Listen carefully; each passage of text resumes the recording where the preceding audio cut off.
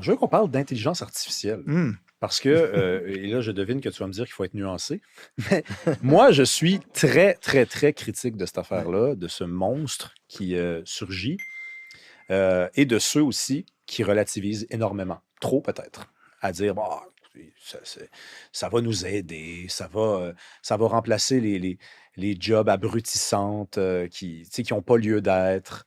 Est-ce que tu portes un regard aussi sévère que moi Je ou me- tu nuances? je m'intéresse beaucoup à cette question-là. Je lis là-dessus. En ce moment, je suis en train d'écrire un texte là-dessus.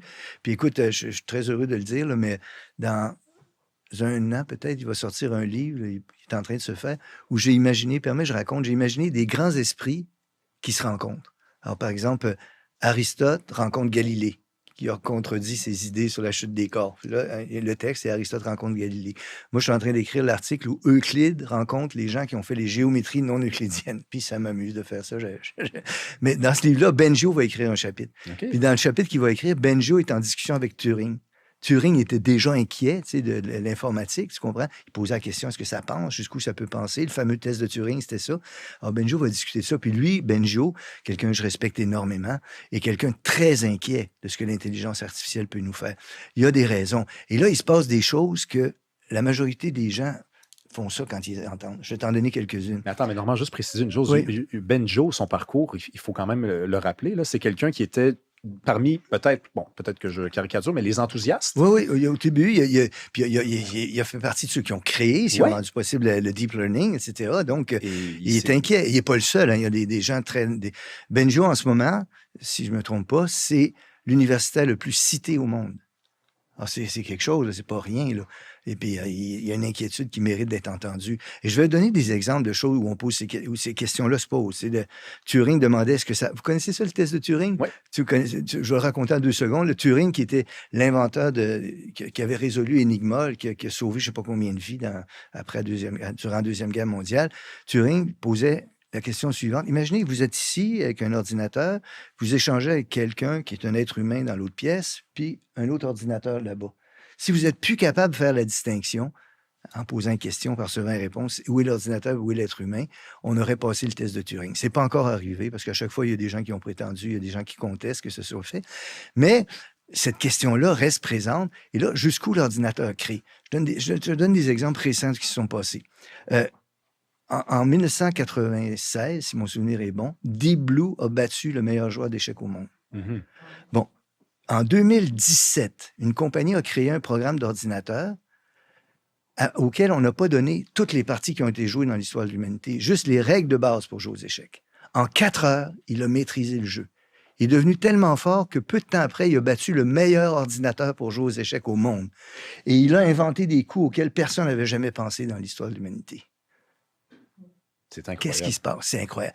Il y a la vitesse. Il y a des choses, par exemple, comme le déploiement des protéines, qui est une question qui n'avait jamais été résolue en biologie. Grâce à l'intelligence artificielle, elle a été résolue il y a quelques années.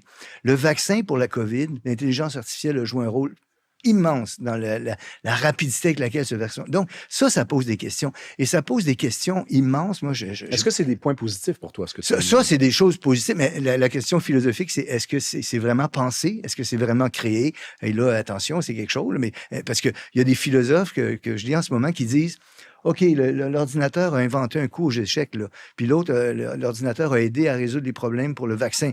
Mais celui qui a vraiment pensé, c'est la personne qui a fait la programmation du programme. C'est pas l'ordinateur lui-même. Ça, c'est débattable. Mais il y a des questions de fond aussi qui se posent.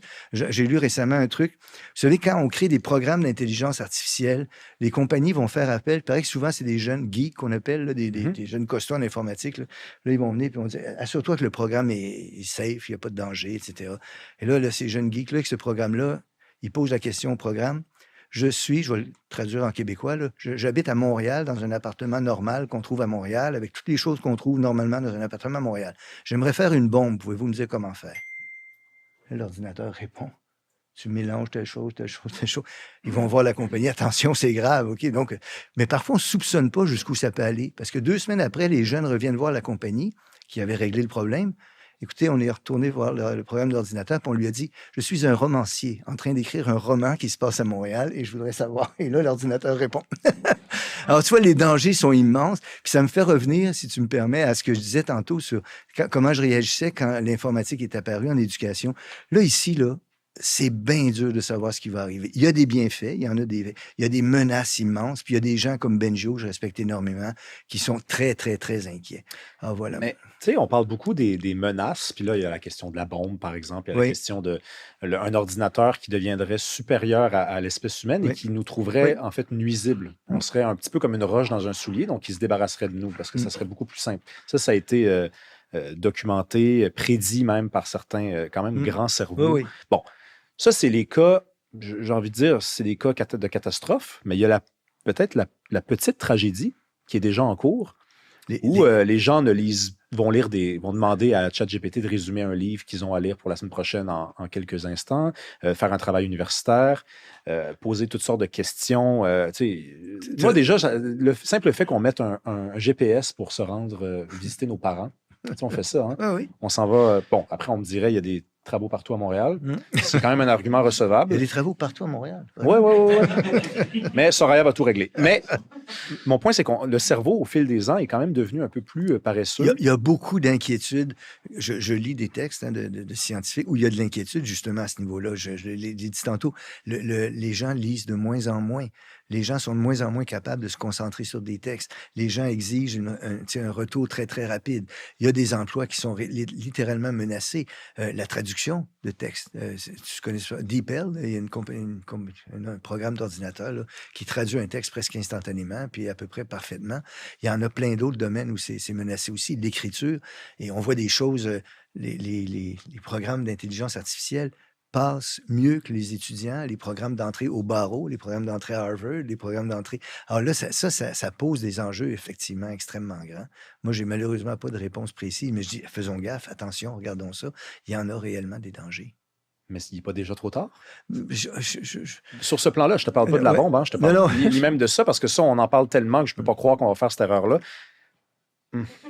Mais sur les petites tragédies dont je parle, des gens qui ne font plus leur travail de la même façon. Il y a des signes encourageants. Par exemple, Lesquels? je disais par exemple, ce psychologue américain qui a mis en garde contre tout ça, Jonathan Haidt, il y a une dizaine d'années. Puis là, maintenant, on prend des mesures sérieuses. Les cellulaires sont interdits à l'école, Internet, on va contrôler ça. Ça, c'est possible que ce soit des gestes encourageants. Tu sais, j'essaie de ne pas tout voir tout noir, mais il y a des dangers réels, ça, je suis incapable de le nier. Et puis, il y a des mesures à prendre. J'espère qu'on les prendra. Puis, tu vois, moi, une des choses qui me préoccupe dans la société dans laquelle je vis, c'est l'extraordinaire écart de richesse entre les plus riches et les plus pauvres.